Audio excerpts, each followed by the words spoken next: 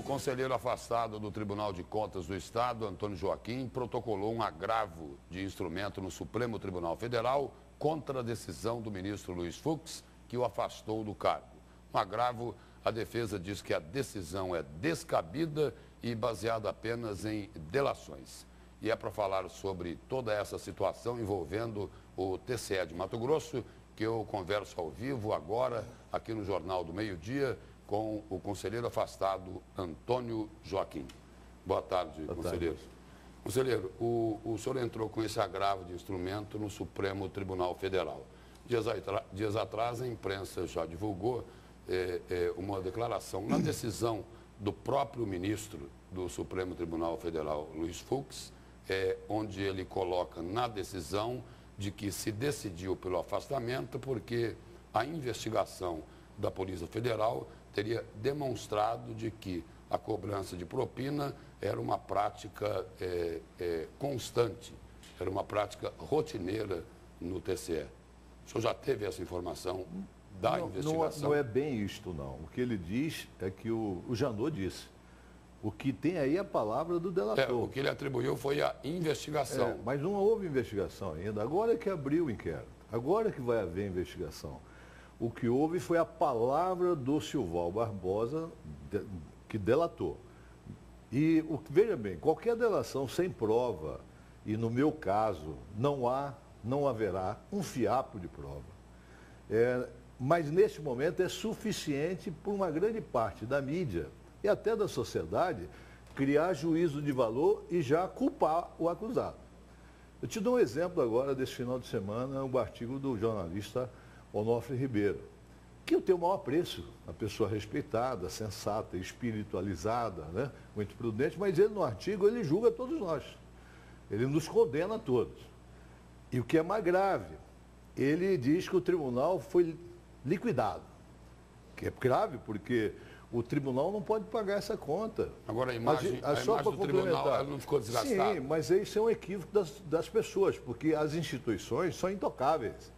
Elas são os pilares da democracia e da República Brasileira. O Tribunal de Contas está funcionando, presidido pelo conselheiro Domingos Neto. Os cinco conselheiros afastados foram preenchidos por conselheiros substitutos. Aliás, é bom que se exista o seguinte: os conselheiros substitutos têm essa missão de substituir conselheiros titulares, ou de férias, ou por licença-saúde, ou por afastamento judicial. Eles jamais serão conselheiros titulares. Alguns têm essa crise de identidade. Eles querem ser conselheiros titulares e não serão nunca. Eles passaram por concurso público para o cargo de conselheiro substituto. Nessa função, eles têm todas as prerrogativas. Agora, não serão nunca de conselheiros titulares. Nós ainda somos conselheiros, apesar de afastado. Mas nós somos. E se um dia tiver uma vacância, não serão eles que vão nos substituir a essas vagas. Serão indicações do Poder Executivo e do Poder Legislativo. Então, eles morrerão conselheiros substitutos. Conselheiro, voltando lá ao ministro Luiz Fux. O senhor acredita, então, só retomando a questão, o senhor acredita, pelo que o senhor falou aí, de que ele se decidiu pelo afastamento apenas naquilo que disse o ex-governador Silval Barbosa, na denúncia do procurador, sem indícios, sem elementos e sem provas? Somente. Não há prova, e no meu caso, zero. E eu vou voltar a dizer, não há e não haverá um fiapo de prova. Agora, o senhor Janot, que eu respeitava tanto, foi ele que formulou o pedido de afastamento, por que ele pede busca e apreensão, abertura de inquérito, no meu caso, porque não tem nada nos autos, nada, só anunciar a palavra do delator, ele pede busca e apreensão e inquérito, que eu considero normalíssimo. É claro que se você está citado na delação, você tem que ser investigado. E investiga através do inquérito, né? Agora, o afastamento é uma violência jurídica. Eu espero que a minha reputação, que foi sequestrada pelo senhor Janot, e por decisão do ministro Fux, também a pedido dele, seja resgatada, porque não há juridicamente um fiapo de justificativa do meu afastamento. Eu quero concluir te dizendo o seguinte: por que o Janot usou de duas medidas? O delator Silval cita outros conselheiros, e cita o senhor Pedro Táxi. Ele cita claramente que reuniu-se com o Pedro Táxi na casa do prefeito Mauro, com não sei quem, e que ele deu dinheiro, seu Val, para a campanha, dinheiro de Caixa 2 vindo da JBS. Disse que o senhor Pedro Táxi pediu que ele não desse mais dinheiro ao Lúdio para não atrapalhar. Isso é verdade? Claro que eu não sei se é verdade. No meu caso, o que ele falou de mim não é verdade. Mas por que não investigar o Pedro Táxi? Por que não fazer uma busca por pressão no Pedro Táxi? Por que o Janot trata de forma diferente situações idênticas? Há uma diferença de cidadania aí? Há uma amizade do senhor Janot com o Pedro Táxi? Foram colegas do Ministério Público? Será que o Janot não sabia que sexta-feira, agora, dia 30, eu ia sair do tribunal? A mídia inteira falava isso. Conselheiro, antes da operação da Polícia Federal, o senhor tinha anunciado que ia se aposentar exatamente o que eu falei. Do Tribunal de Contas do Estado.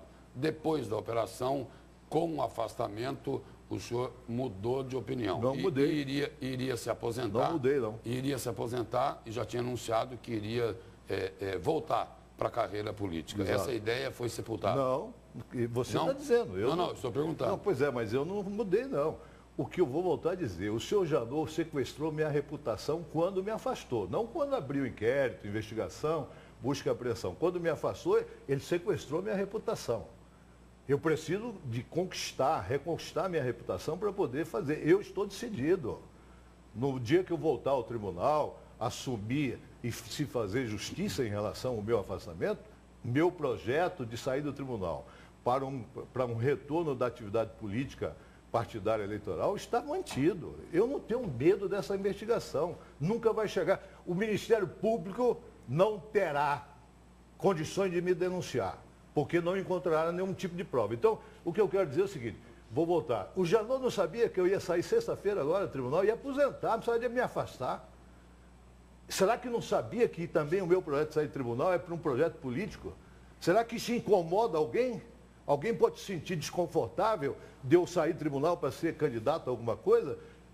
O senhor disse agora há pouco aí que não vou encontrar nenhum elemento, nenhuma prova, não vou encontrar nada. O que eu queria perguntar é o seguinte, dos 5 conselheiros afastados, as situações de um para outro são diferentes? Pergunte para cada um deles. Porque na denúncia diz que teve nota promissória. Pergunte para cada um. Eu não tenho nenhum motivo de duvidar dos meus colegas. Também não tenho procuração de defendê-los. Então, isso tem que ser feito para cada um. Eu estou dizendo sobre mim. Eu não tenho dúvida de que o Ministério Público não conseguirá me denunciar, porque não encontrará um fiapo de prova. Agora, cada um vai responder e vai se defender por si só. O Silval Barbosa me cita em 2 momentos. O primeiro é sobre a Fazenda. Que o senhor já tinha explicado antes. Desde 2013 essa conversa está aí. A Fazenda foi vendida em 2017 para a Trimec, para o empresário Vanderlei Torres, que tudo indica é sócio do Silval em vários negócios, mineração, fazenda, um punhado de coisas. Agora, eu vendi a Fazenda em 2012, há 5 anos. Não tem nada a ver com a administração do Tribunal de Contas, vendi a Fazenda, coloquei no meu imposto de renda. O Silval mentiu claramente, literalmente, ele disse que foi 10 e a escritura 4. Não foi nem 10 nem 4, a escritura está no meu Facebook, 6 milhões e 700 mil. Já é uma mentira literal. Agora, ele diz que é sócio. O que eu tenho com isso? O que eu tenho a ver com isso se há 5 anos atrás eu vendo uma fazenda para um sujeito e ele seja sócio oculto, ou laranja, ou qualquer coisa, do outro? Olha, isso é uma piada. Querer abrir um processo de afastamento disso que não tem nada a ver com a gestão do tribunal. A outra é essa que você está se referindo. Ele fala que teve com alguns colegas que acertou propina. Em relação a mim, o que ele fala? Que ficou sabendo que seria distribuído para o Zé, para o Mané e para o Pedro. Olha, isso é uma irresponsabilidade jurídica, me afastar por isso. O que poderia e deveria ser feito, como foi feito, é abrir um inquérito de investigação, fazer a busca da apreensão, mas por que não fez com todos citados? A citação do Pedro Táxi é pior do que a minha. Não quer dizer que seja verdade, mas por que não vai investigar o Pedro Táxi? Uma última pergunta para a gente encerrar. Temos 1 minuto. O senhor fez questão aí de citar o seguinte, que conselheiro substituto é conselheiro substituto. Vai morrer conselheiro substituto. Porque tem alguém querendo assumir a titularidade sem ter direito? Existem alguns crise de identidade. Crise. Porque o sujeito fez concurso para conselheiro substituto, a função essencial dele é substituir o conselheiro titular. Ele jamais se tornará conselheiro titular, porque ele não pode, a não ser numa vaga que tem do Poder Executivo, que é das 2 vagas, dos 3 do Poder Executivo, 2 são para as carreiras públicas do Tribunal, Ministério Público e Conselheiro. Mas é 1 de 7. E no momento que ele for indicado, ele não é mais conselheiro substituto. Então, o conselheiro substituto não tem que se arvorar em ser conselheiro titular, porque no nosso caso, os 5 conselheiros são conselheiros. Ninguém foi cassado. Ninguém foi aposentado compulsoriamente. Faz como o Rio de Janeiro fez. Lá o presidente do Tribunal de Contas do Rio delatou os 5 colegas.